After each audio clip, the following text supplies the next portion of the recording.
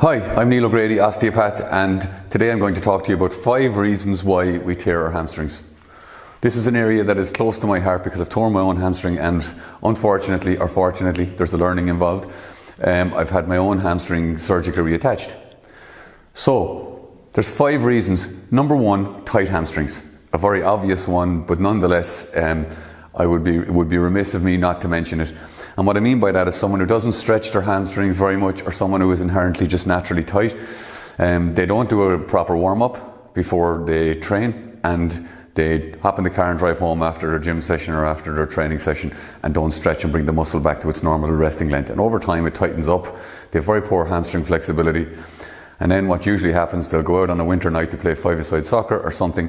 They won't do a proper warm-up. The muscle will be cold. They'll forcefully stretch it by sprinting, and at some point it will tear.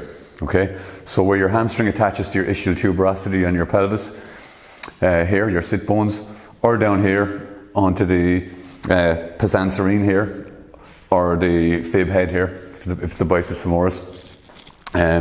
When you forcefully flex the hip and extend the knee, it stretches very quickly, and if it's got a poor vascular supply, as in it's not warm, it's not stretched, and it's very tight, it can tear simply. Okay, so that's the first reason why people tear hamstrings.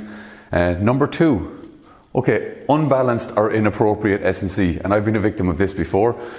I went from doing aerobic based exercise like running and swimming and cycling to loads of weights, putting on a substantial amount of body weight, and all my training was squats, heavy squats at a slow speed, lunges, leg extensions, and very little posterior chain work.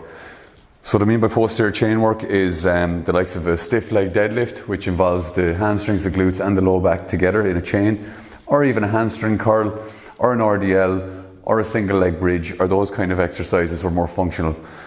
So the quadriceps are inherently stronger and the hip flexors stronger than the hamstrings, but the hamstrings need to be proportionately strong enough to manage the load. So when the hip flexor and quadricep, when the hip flexor the hip is flexing and the knee is extending, the hamstring is lengthening fast. The hamstring needs to be proportionally strong enough to manage that load, so to control the rapid lengthening. And if it's weak, if you have overpowering hip flexors and quads, it tends to tear. And I think the first time I tore my hamstring, which didn't involve surgery, that was the main reason. Put on a lot of bulk, went into an event where I was sprinting. All my training was slow, like bodybuilding training, slow weights at 1 meter per second, and then expected to operate in a sprinting environment where you're going fast and you need elastic strength.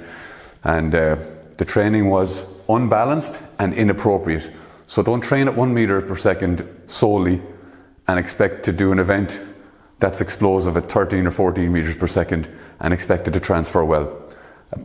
A base of strength is important, but if you're going to do an event that is at speed, you also need to train at speed, and that's plyometrics and bounding and jumping and fast stuff, box jumps, Olympic lifts, whatever it might be.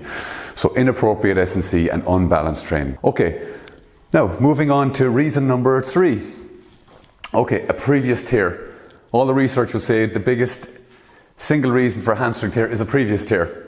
And in my case, that's what happened. And it was a number of tears over years. And how I would describe it is, you get a tear and the body lays down scar tissue. And scar tissue is a disorganized mess. So you have an arrangement in the muscles, and it's called the fasciculi arrangement. It's a nice, neat arrangement of muscle fibers. And when you tear it, the body tries to compensate by spitting out tissue in a messy fashion to fill that hole. And it's like spaghetti in a pot. And that tissue can be inelastic, not as vascular as the muscle surrounding it. And I would describe it, or someone described it to me once, as like when you paint, you go painting and you forget to wash the paintbrush, and you come back a few days later and all the bristles are stuck together. It's fibrotic, it's hard, the bristles don't move smoothly like a fresh paintbrush like they should. That's what I imagine scar tissue being like. So what happens, I would say, it's like a piece of hard chewing gum in the middle of a muscle belly, or a bad weld. So you imagine you're cold and you are about to sprint and all the muscle around the hamstring has got a reasonably good blood supply, and in the middle you've got this hard piece of chewing gum, which is avascular or not as vascular as the rest of the muscle belly, so it is doesn't have as good blood supply. And you flex the hip and straighten the leg really and extend the knee really fast. The hamstring is required to lengthen fast, and it reaches an abrupt end where it gets to this piece of hard chewing gum and you've retorn it, okay? And every time you get more scar tissue. And therein lies the benefit of deep tissue massage and cross-friction fibre. Imagine those fibres, when people say they're breaking down scar tissue, what I take it to mean is like, you've got that scar tissue, cross-fibre friction is like rubbing those bristles of the brush. You're trying to separate the fibres and allow blood flow into them. When you're doing longitudinal massage or firm massage, you're longitudinally stretching those tissues, making them more elastic and allowing blood flow in between those muscle fibres. So you're, I suppose, in effect, rearranging the fibres and allowing that scar tissue to behave in a more elastic fashion, like the surrounding tissues. That's why when you tear a hamstring, it's so vital to get tissue work, among other things, and stretch it. But tissue work, I think, is vitally important. Something I didn't do back then, okay? So that is the number 3. Okay, so now, number 4, tight hip flexors. This is probably one of the most overlooked reasons for hamstring tears, and people with recurrent hamstring injuries have an inclination to stretch the hamstrings over and over again, and they'll say, I have tight hamstrings. I have hamstring problems for the last 10 years. They're always tight, they're always tight.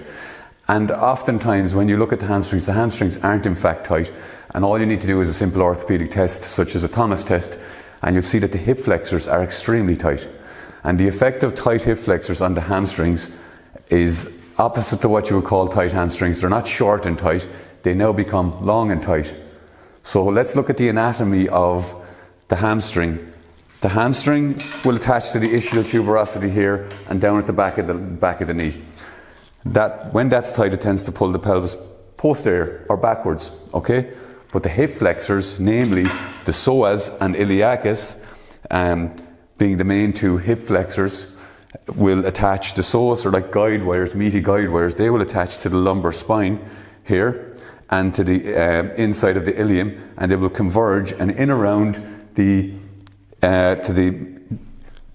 lesser trochanter on the femur. And when they contract, they'll flex the hip, okay? But if they're extremely tight, as a Thomas test will show you, what they tend to do is tilt the pelvis anterior or forward, and an anterior tilted pelvis will move the ischial tuberosity superior and will lengthen and stretch the hamstrings. And the effect of that is to lengthen them, make them feel tight all the time, but also inhibit them and make them weak so they can't contract. So what you've in fact got is a weak and lengthened hamstring that always feels tight. So the solution is to lengthen before strengthen. So you're going to lengthen the hip flexors, and all of a sudden your hamstring problems have almost gone away, and then you may then introduce some strengthening for the weak hamstrings. And also the other hip flexor I haven't mentioned is the rectus femoris, and that's one of your quadriceps. So your quadriceps, the 4 muscles on the front of your thigh, their job is to extend the knee. 3 of them only extend the knee, but the middle one goes right up to this little point here called the AIIS, the anterior inferior iliac spine. And that is a knee extensor and a hip flexor. And if that is tight, which a Thomas test done correctly will show you that as well, and you can test that in isolation, can also tilt the pelvis forward. Just as a side note, what a tight psoas can also do is, because they're attached to the lumbar vertebrae and they come down like this, if you pull them tight, they'll pull the spine forward and downwards, giving you more of a lumbar lordosis and actually closing the facet joints in the low back. So now you've got long, tight hamstrings, weak hamstrings, and an achy back, because you've closed all the facet joints and now you've got rubbing facet joints in the low back and an achy back. So why would that affect the hamstring and result in a hamstring tear? Because when you sprint or do an explosive movement which involves hip flexion and knee extension, the pelvis is required to rotate posteriorly. And if everything is pulling it anteriorly and you put a forceful movement through it, it's really tight and it's weak and it can tear. So that's why an anterior pelvic tilt can cause a hamstring tear. So that's often overlooked. And lastly, And I have looked at some of the research on this, and I see a strong correlation in it myself, anecdotally. Pelvic torsion. So an anterior innominate, which means a pelvis that has gone forward on one side, so the innominate bone being here. So you're talking about the SI joint, the sacroiliac joint. When the innominate goes forward, it pushes the legs inferior, or caudad, downwards, and that gives you a functionally long leg. If, on the other hand, I was to pull it posterior, it would pull the femur up in the coxofemoral joint, making it a functionally short leg. So the effect of an anterior innominate on one side is to put a pre-stretched hamstring on that side, give you a functionally long leg, and make that hamstring long and weak, or long and tight and weak. And what tends to happen is, you can, in my opinion, you can get that an anterior innominate, same side, will be a predisposing factor to an ipsilateral, same-sided hamstring tear. Okay, so that's, and I would wager that if you had a group or a team of maybe 30 sports people, that if you examined all of them for pelvic torsion and an anterior innominate, it would be a predisposing factor, I think, in predicting the likelihood of a hamstring strain. And that's a relatively simple osteopathic adjustment to adjust that and put in place rehab mechanisms to correct that. So those are my 5 reasons for hamstring tears. If you like the video and you find the content interesting or useful, please subscribe. Leave any comments in the comments box if you want me to make any other videos on anything else, and I'll be more than happy to. Thanks very much. Bye bye.